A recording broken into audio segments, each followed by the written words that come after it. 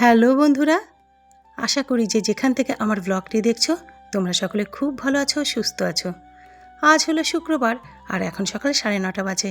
আমি উপরে চলে এসেছি বিছানা গোছাতে আর তোমাদের সকলকে স্বাগত জানিয়ে আমি আমার আজকের ব্লগও শুরু করে দিয়েছি।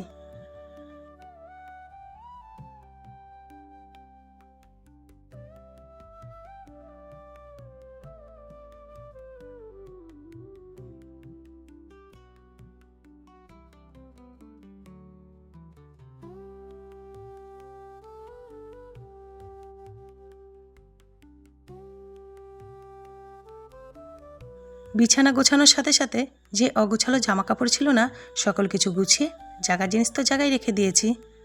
এখন মোটামুটি আমার রুমটা পরিষ্কার হয়ে গেছে, কিন্তু ড্রেসিং টেবিলটার অবস্থা দেখো। এটার দিকে জানো তো তাকানো যাচ্ছে না। এই ড্রেসিং টেবিলটা নিয়ে না একদিন পুরো বসতে হবে, বড্ড অগোছালো হয়ে আছে।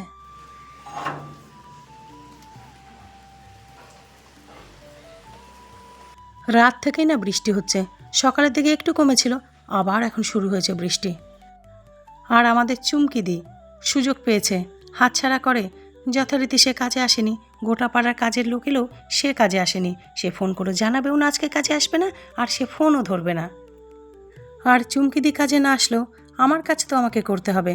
আমি চলে এসেছি ব্যালকনিতে, গাছগুলোতে জলও দেবো, তার সাথে সাথে ব্যালকনিটাও ঝেড়ে পুছে পরিষ্কার করব। আবারও দেখো একটা হ্যাঙ্গিং টবের গাছ শুকিয়ে যাচ্ছে। কী যে হয়েছে আমার হ্যাঙ্গিং প্লান্টগুলোতে কে জানে। এর আগে তো একটা শুকিয়েছিল, সেটা নিয়ে গিয়ে বাইরে রেখেছি, তার গ্রোথই যেন তো এখনও সেরকম হয়নি। আবার তো এই গাছটাও শুকিয়ে যাচ্ছে, দেখি বাইরে নিয়ে গিয়ে না বৃষ্টির জলে রেখে দেবো, যদি ঠিক হয়ে যায়।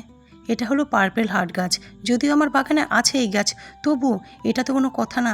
গাছগুলো যে কেন শুকিয়ে যাচ্ছে সেটাই তো বুঝতে পারছি না।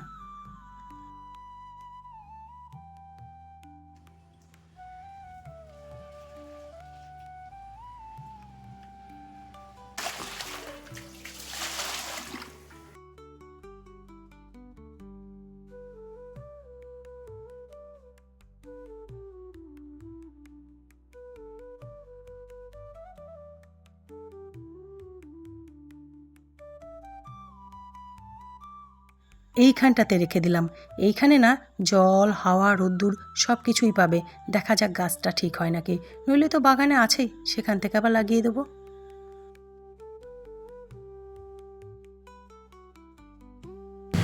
এই গাছের দুটো ডাল চেয়েছি শাড়িটা, দেখি যেগুলো বেড়ে গেছে এরকম দিয়ে দিই, লাগালেই তো হয়ে যাবে।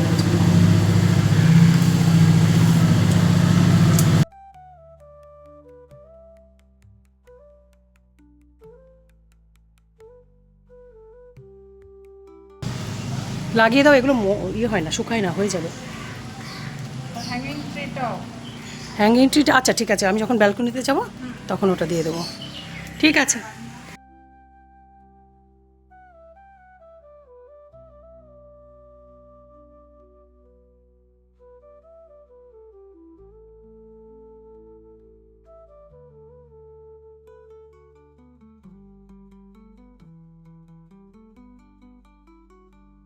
গতকালকে ভাসগুলো তো ধুয়েছিলাম, কিন্তু ফুলগুলো তো রাখা ছিল না, সেগুলোই এখন ধুতে চললাম।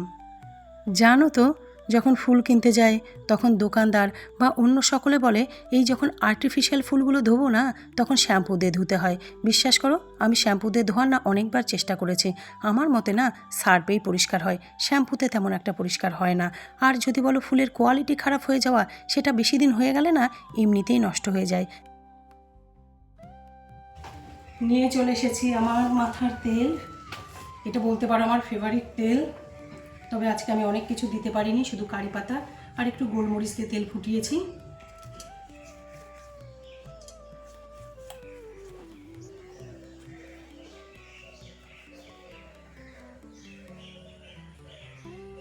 কি আরাম যে লাগে না আমার তেল দিলে। আর আগেও তোমাদেরকে বলেছি আমি অনেকবার, আবার বলছি, তেল মাথায় দিতে গেলে না আমার মেয়ের কথা মনে পড়ে। ও খুব সুন্দর করে মাথায় তেল দিয়ে দিতে পারে, খুব সুন্দর করে মাথা ম্যাসেজ করে দিতে পারে, আরাম দিয়ে দেয়, একদম একদম আরাম আরাম লাগে মাথায়।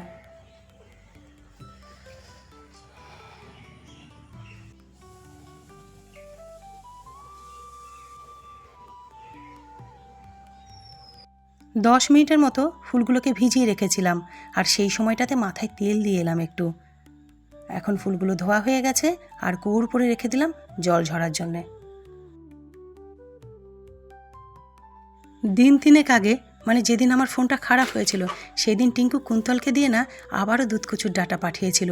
তো সেদিন তো আমি রান্না করেছিলাম, কোনো রকম ভিডিও করতে পারিনি, ফোনটা খারাপ ছিল, আর এইটুকু দেখো রাখা ছিল। আজ কচু শাক রান্না করার একদমই দরকার ছিল না। বর হাতে খিচুড়ি খেতে চেয়েছে, মুসুর ডাল পেঁয়াজ দে, তবুও কেন শাক রান্না করছি? এক তো আমার খেতে ভীষণ ভাল লাগে, আর দ্বিতীয় কচু শাকটা না একদম শুকিয়ে যাচ্ছে।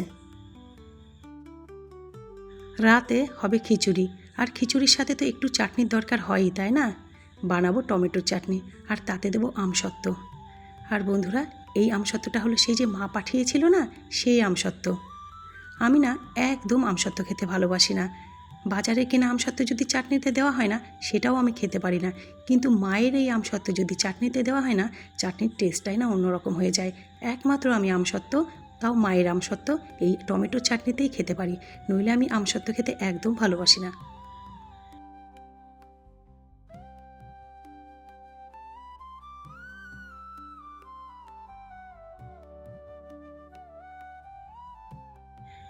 একজন আমার রান্না দেখে জিজ্ঞেস করেছো যে কচুর ডাঁটার সাথে কি কচুর পাতা দেওয়া যায়?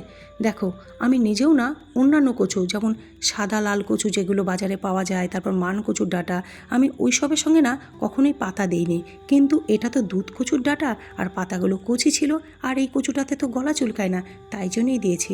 আমার ইচ্ছে হলো তাই দিয়েছি। আর সত্যি কথা বলবো, খেতে কিন্তু একদমই খারাপ লাগেনি, বেশ ভাল লেগেছে।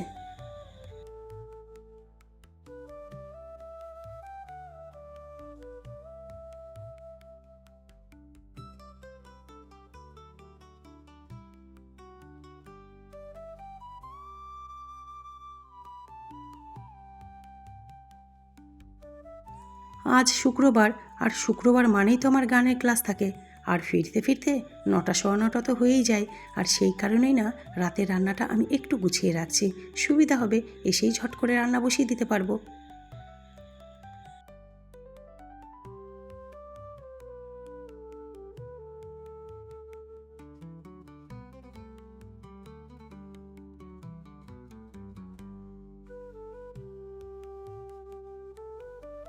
গতকাল হাঁসের ডিম রান্না করেছিলাম, তারই 1 টুকরো ডিম রয়ে গেছে, তারপর ডাল রয়ে গেছে, আর প্রেশার কুকারে ভাত করে নিয়েছি।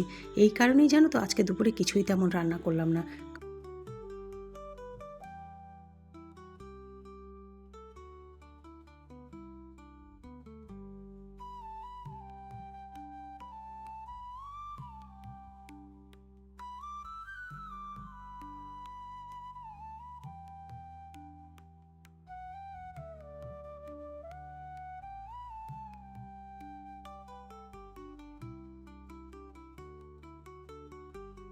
সংসার ও সংসারের মানুষগুলোকে না আমি ভীষণ ভালোবাসি, আগেও বেশি এসেছি, এখনও বাসি।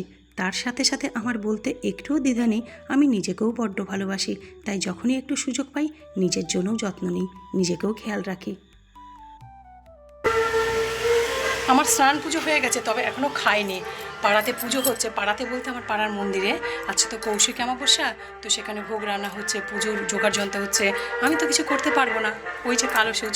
তো চলো আমিও যাই, একটু ঘুরে আসি, ঠাকুরকে প্রণাম করে আসি। রাতে তো পুজোর সময় যাবই, আর তোমাদেরকেও দেখাই, চলো।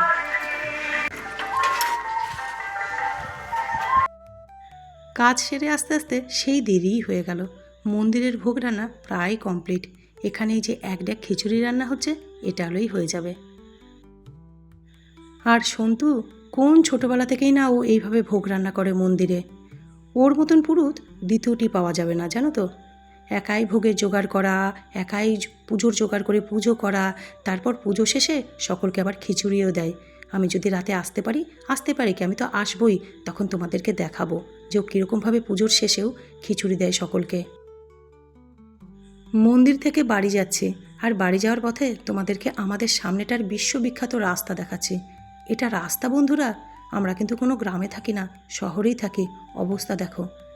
জানি এই রাস্তাটা কোনো দিন পাকা হবে না, এই রাস্তার পাশ দিয়ে ইন্ডিয়ান অয়েলের পাইপ গেছে, সেই কারণে।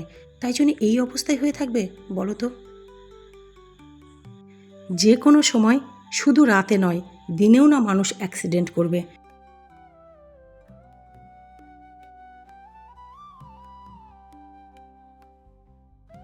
রাস্তাটার অবস্থা কী হয়েছে দেখলে তো? আর যেখানে আমাদের সামনেটাতে ইটের গুঁড়োগুলো ফেললো, টুকরোগুলো, তার পাশেই কত ঘ্যাস রয়েছে। সেদিন কত করে বললাম জানো তো, চিল্লিয়ে যে ওগুলো একটুখানি কোদাল দিয়ে ফেলে দাও পাশে। দুদিনও হয়নি, দেখেছো আবার গর্ত হয়ে গেছে। উপর দিয়ে ফেলে চলে যায় তো কিছু দিয়ে, মানে ওগুলোকে চেপে দেওয়ার জন্যে, বসিয়ে দেওয়ার জন্য যে মোড়াম দিতে হয়, সেগুলো কিছু করে না তো।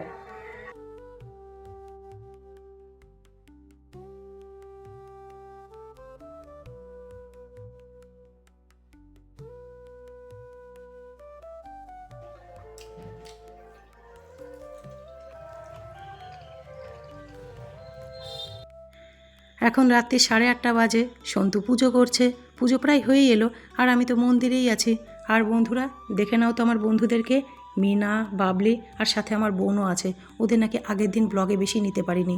বোঝাতেই পারছি না যে আমার ফোনটা খারাপ ছিল। ভীষণ রেগে গেছে, তাই দেখছো না একদম লাইন দিয়ে দাঁড়িয়ে পড়েছে। ব্লগে ওদেরকে বেশি নিতেই হবে আজকে।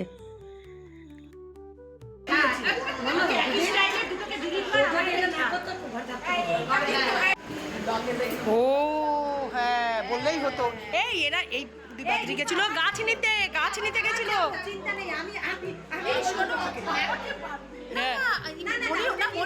না, তোর কথা আউট হয়ে গেছে কি করে?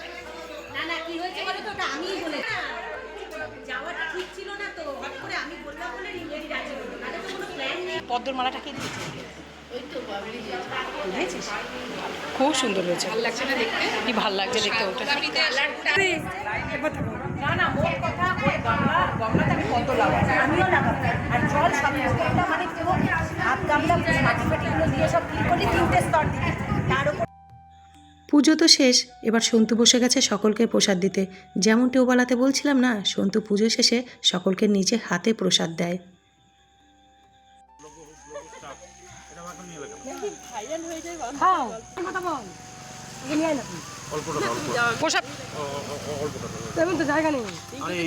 হ্যাঁ নিলাম তো আমি। কেমন করেছে প্রসাদ সন্তু? ভালোই করে। ভালোই করেছো।